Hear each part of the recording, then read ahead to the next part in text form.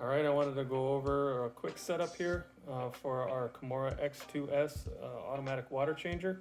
I've got a simulated setup here that represents kind of how things would work in a real world scenario.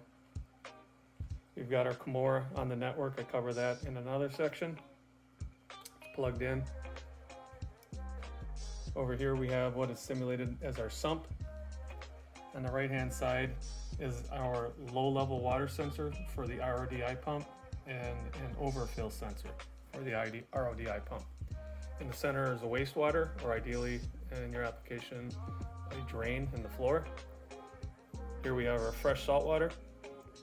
And then finally, our RODI replacement water for the evaporation. Here's your water draw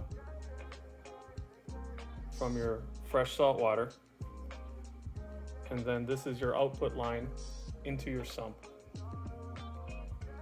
So that's how you would replace your salt water. On the left-hand pump, we pull water out of the sump on the right side of the pump and then into your wastewater tank or your drain right here. The RODI water is simply transmitted from this pump straight into your sump.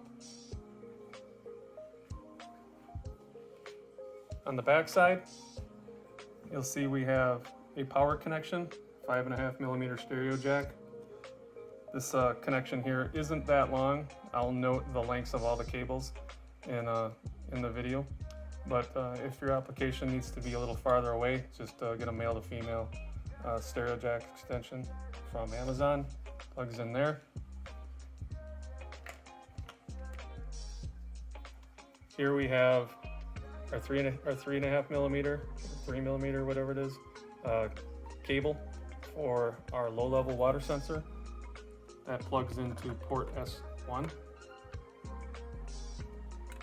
Our high or overfill sensor, that plugs into S2. Note that on the X2S model, that ports S3 and 4 are not valid. They don't work. On the X2SR model, they do work. They're high and low level sensors for your fresh saltwater vat. So once those are all plugged in, you can go to your application and under settings and refill water, we can turn on the refill system like such. And just as a quick test, we'll drop that, and you can see it calls for water pretty quick. Okay, I'd like to go over a quick demonstration of an actual auto water change. I'm not going to be able to simulate this based off of it executing to a plan right here in this video, as it's not convenient for time. But what we can do, it does have a function to do what they call a plan test. Okay, so we'll cover what these plans are and the various settings for this demonstration. I've said my total system volume is 10 liters. Then we're going to do a 1% portional change, which will result in 0.1 liters of water exchange between the freshwater vat and the sump.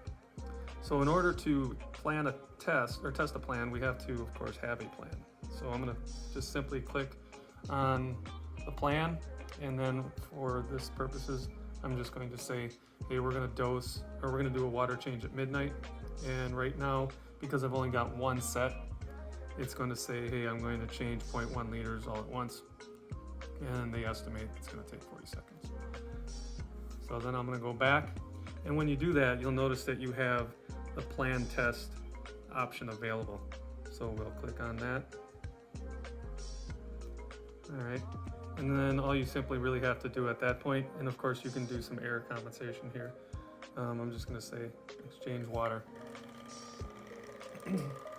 Now, one thing to note, and I'll cover this in the pros and cons later, is that this doesn't change the water at the same time. So meaning that it's going to draw the water out of your sump first. Once it completes that volume, then the pump on the right will replace the water, as you can see.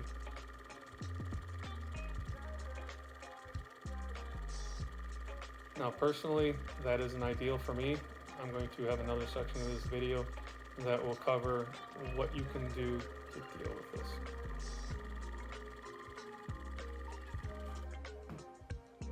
But 0.1 liters isn't much. However, you can see that our water levels are good. And based off of the video, I'm not sure if this pump is loud compared to the X2SR, but I've seen some videos online and it's seemingly much quieter. I can go into the next room and I can't really hear this thing to any extent, so I'm sure it depends on where you're going to locate it in your setup. If it's in the same room as your display tank, you're definitely going to hear it.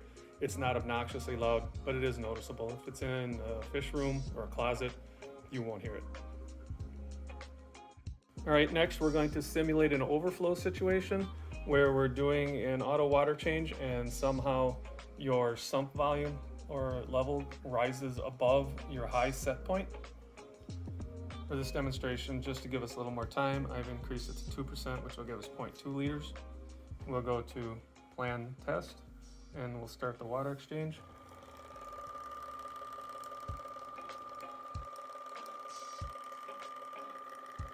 Now, as stated before, it's going to draw all the water out before it does the replenishment.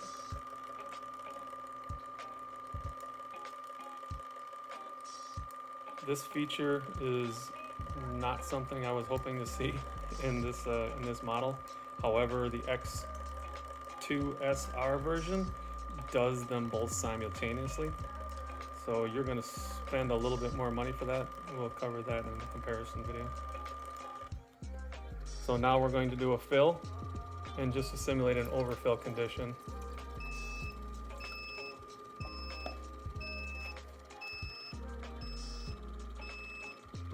You can see while the alarm does kick off, it does not shut the pump off.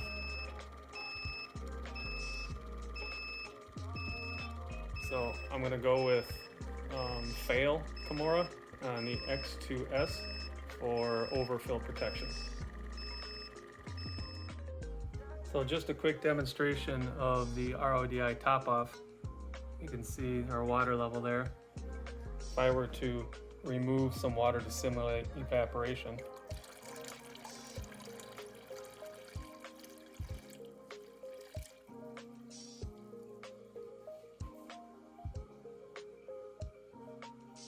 you can see it's pretty close. Now I'm not measuring here, but for evaporation replacement, that's pretty good, in my opinion. Now to test the high level sensor,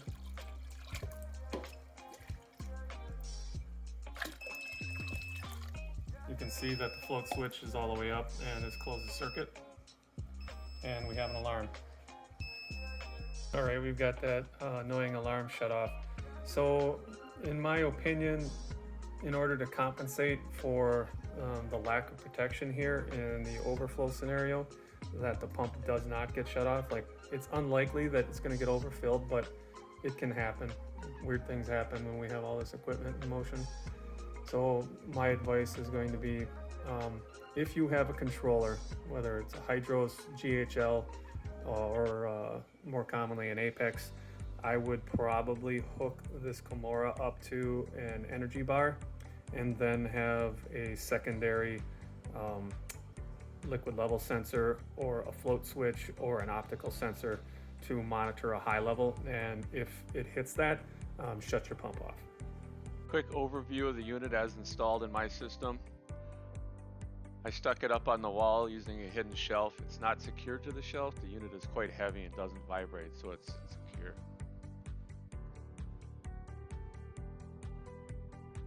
This is the line coming out of my saltwater mixing station, and then here's the line for the wastewater from the sump that goes to the drain in the floor. Following back up, we have the line in and out of the sump. Unfortunately, the Kamoer doesn't come with 40 feet of tubing. Next, moving on to the Wi-Fi installation. This is what yours will look like if you're running a dual band SSID. The Kamoer is definitely dependent upon a 2.4 gigahertz network, not a 5.0. I'm running a Google mesh system, and it was absolutely impossible to get it on the network unless I moved it so far away to force the network to drop it down to 2.4 gigahertz. So I quickly went out, bought an ASUS router, dedicated it to 2.4, and the Kamoer connected up just fine. You're on a 2.4 gigahertz network. Connecting the Kamoer in the app was very simple. Upper right hand corner, select connection to Wi-Fi, enter your password, make sure you're on the 2.4 gigahertz SSID. Mine was called devices. Enter in your password.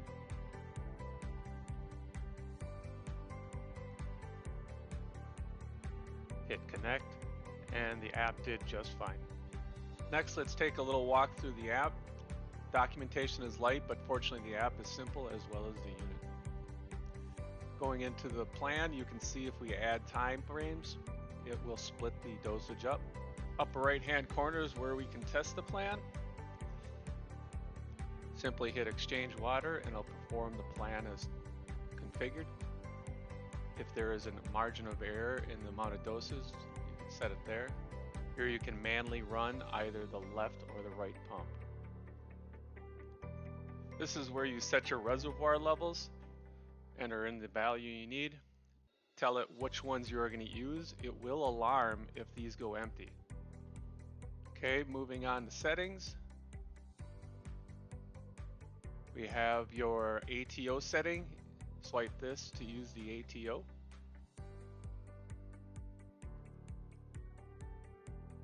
Flow calibration for the left and right pump. And work mode or dosing mode. Work mode is your AWC, and dosing would be just using it like a regular Kamoer pump. So let's discuss some of the pros and cons. It definitely checks the price point box. It's very competitive with other solutions out there. I like that it doesn't require a controller. Definitely move water long distance. ATO is very responsive. I do like that you can get into this unit while you're not at home. Moving on, high and low sensors are included. It has high quality stepper motors, and it can move 300 milliliters a minute, which is a reasonable rate. If for some reason you want to use it as a regular doser, you can do that as well. So what are some of the things that I found a little disappointing with the unit? It's only available through AliExpress. None of the continental United States providers offer this item for sale.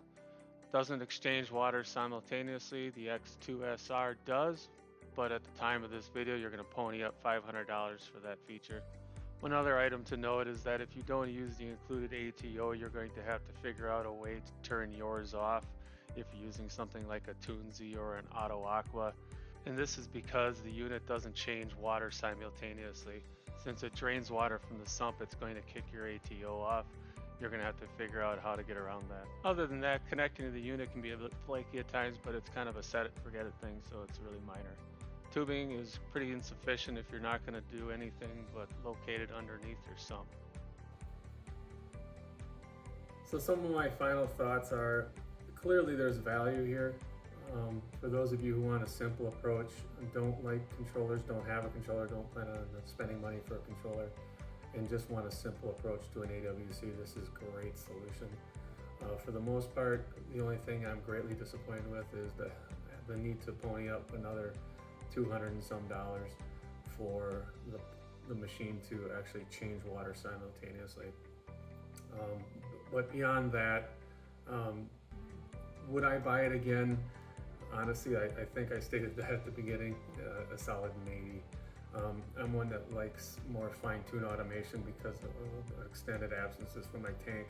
However, the ability to control it from remote distance checks that box good enough for me.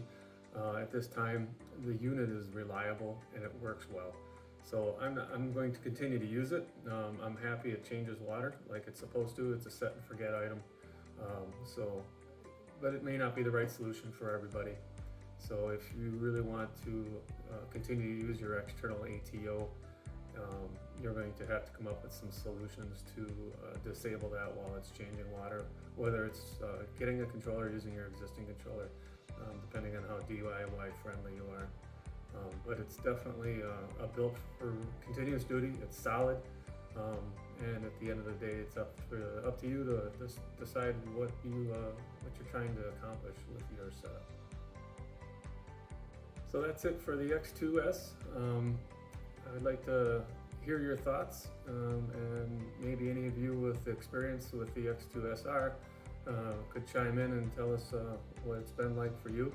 And hopefully sometime down the road, retailers like BRS and saltwateraquarium.com start to import this because it is a legitimate solution.